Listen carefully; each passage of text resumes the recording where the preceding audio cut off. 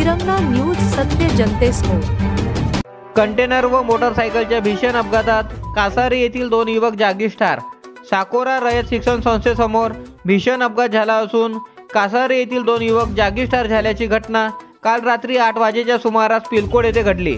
सविस्तर वृत्त असे की स्टेट हायवे 25 लगत असलेल्या गाव साकोरा येथील रयत शिक्षण संस्थेच्या समोर काल रात्री सुमारे 8च्या दरम्यान पिलकोड येथून मोटरसायकल क्रमांक MH41 BJ 9978 हिने मयत अतुल ज्ञानेश्वर पवार वय वर्ष 30, मयत नितीन उत्तम पवार राहणार कासारी हे नांदगाव कासारीकडे येण्यासाठी निघालेले असताना काळाने या भावंडांवर झडप घातली।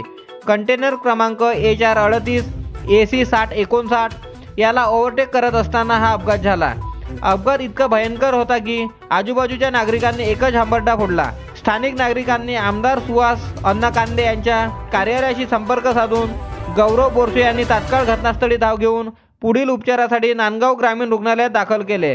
विठ्ठल शामराव पवार चुलत भाऊ यांच्या फिर्यादीवरून गुन्हा रजिस्टर नंबर 49/2024 भादवी कलम 304A 279 237 338 मोटर वाहन कलम 184 134 प्रमाणे नांदगाव पोलीस ठाण्यात गुन्हा दाखल करण्यात आला असून घटनास्थळी नांदगाव पोलीस निरीक्षक प्रीतम चौधरी यांनी भेट दिली व नांदगाव पोलीस निरीक्षक प्रीतम चौधरी यांच्या मार्गदर्शनाखाली सहाय्यक पोलीस निरीक्षक सुनील बडे हे पुढील तपास करीत आहे।